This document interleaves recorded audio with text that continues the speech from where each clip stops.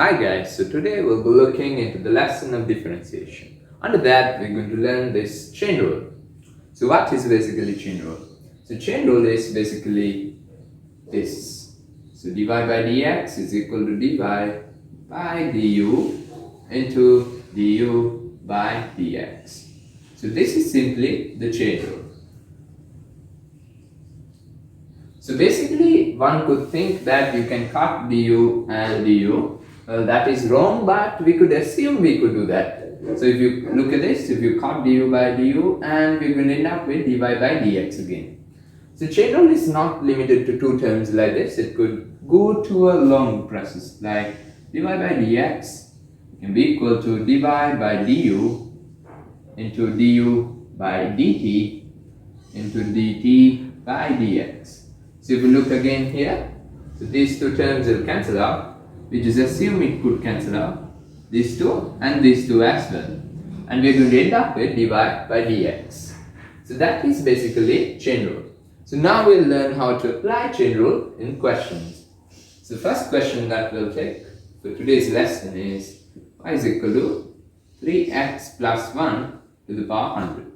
Now previously we learned how to differentiate simple terms like 3x squared, 5x squared, e to the power something. But now if we look at this, now if we had 3x plus 1 to the power 2, we could expand it and then differentiate it. But now it's to the power 100, which is pretty much impossible to differentiate using the normal procedure. But now we'll have to bring in chain rule. So look at these steps carefully and understand how you apply this. So first thing we're going to do is we're going to let this entire thing be a constant. So we're going to let 3x plus 1 equals t. We'll take constant t. So we're going to say that 3x plus 1 is equal to t. Next, we're going to write the equation again. So instead of 3x plus 1, I can plug t, which is going to be t to the power 100. So now, we're going to differentiate y with respect to t. So that's dy by dt is going to be, now you know the basic way of differentiating this. 100 comes to the front and power reduces by 1. So it's going to be 100 t to the power 99. So that's dy by dt. Now our first part is done. This is the first equation we are going to use. This. So now we know dy by dt. Now if we look at this, we have dy by d. To find dy by dx, we need dy by dt here. So I'll write that down again. So dy by dx, in this scenario, we're going to have dy by dt into dt by dx. So this is what we have to find, these two terms, and then we are going to end up with dy by dx. So now we found dy by dt over here. So now we're left with dt by dx. So first if we write t is equal to 3x plus 1, which is correct. So we proved it here. We let 3x plus 1 equals t. So now we're going to differentiate t with respect to x. So dt by dx is going to be equal to, now 3x when you differentiate, you're going to end up with 3. And 1, a constant which is going to be 0. So this is basically dt by dx. So now we know dt by dx. And we also know dy by dt. So this is the second equation. So now we're going to put these terms, both of these terms, to this. So dy by dx is equal to dy by dt, which is going to be this. Now we have t here, 100 t to the power 99. So instead of t, we have to plug this again. So we can write this as 100 and 3x plus 1 to the power 99, which is same because t is equal to 3x plus 1. So dy by dx is going to be this over here multiplied by 3, since 3 is dt by dx. So we're going to end up with 300 3x plus 1 to the power 99. So if we look how 300 came, it's basically this multiplied by this. So 3 into 100, which is 300, and 3x plus 1 to the power 99. So this is the first example which you witnessed over here. So this is the general equation that we have to use. when you find dy by dx, you find dy by dt or any constant use multiplied by dt by dx. So this is the general procedure. Now we'll look into further questions and further applications of chain rule. We'll be looking at the second question under differentiation now. So the second question is y is equal to sine 2x squared plus 3. So now this is a bit different from what we did in the first video. So here we have x squared instead of x. So if it is in the format of sine ax plus b, then we can simply differentiate this with respect to x. It's going to be a cos ax plus b. But however, this is not x, it's x squared. So this is another function inside the sine function. So now we are going to differentiate this in the same procedure we did in the first video. So first step to do is let 2x squared plus 3 equal constant, which is t. So this is the first step. And now we are going to rewrite the equation, which is sine y equals sine t. So now it's pretty much easy. Now we're going to differentiate y with respect to t. So dy by dt is going to be cos t. So all of you know that sin x, when you differentiate it, it's cos x.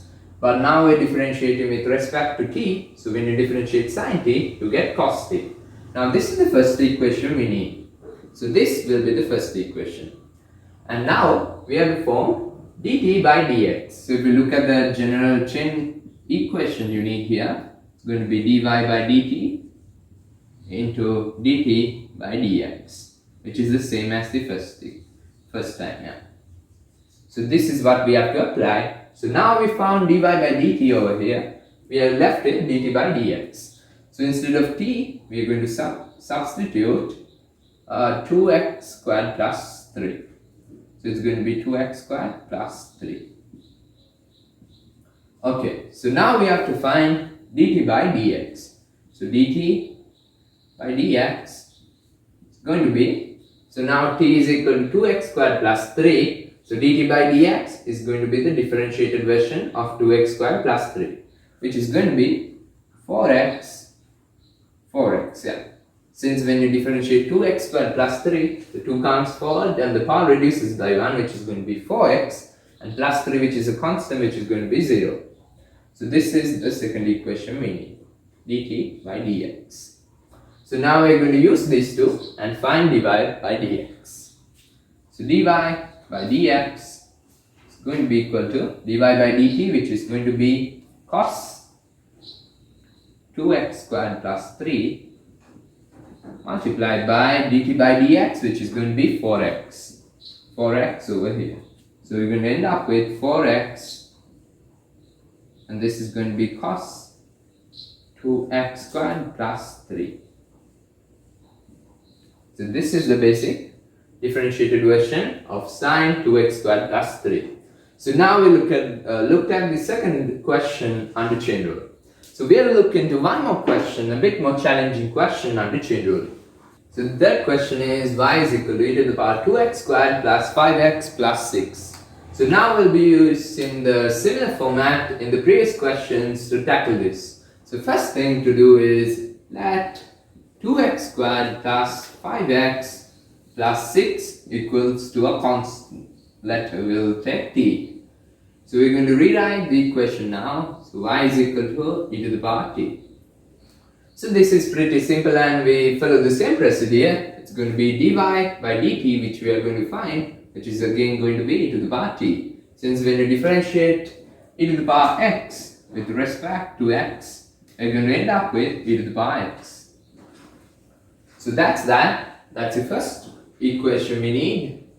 And now we're going to find dt by dx. Since we need dt by dx and dy by dt to find dy by dx. So now we'll be looking into dt by dx, which is going to be equal to the differentiated version of t. So when you differentiate 2x squared plus 5x plus 6, you're going to end up with 4x plus 5.